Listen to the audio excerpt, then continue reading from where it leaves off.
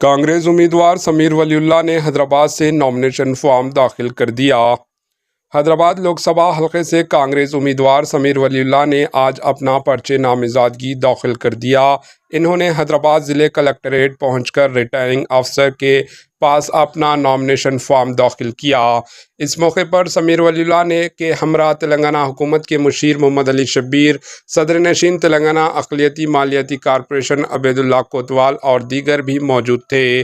سمیر اللہ کا شمار کانگریس کے سینئر رہنماؤں میں ہوتا ہے۔ وہ فی الحال حیدرآباد ڈسٹرکٹ کانگریس کمیٹی کے صدر کی حیثیت سے خدمات انجام دے رہے ہیں۔ قبل ازیں کانگریس کی جانب سے شاہنواز تبسم اور ثانیہ مرزا کو حیدرآباد حلقے سے امیدوار بنانے کی پیش قیاسی کی جا رہی تھی، تاہم آج باضابطہ طور پر سمیر ولی اللہ نے کانگریس امیدوار کے طور پر حلقہ لوک سبھا حیدرآباد سے اپنا پرچہ نامزدگی داخل کر دیا ہے۔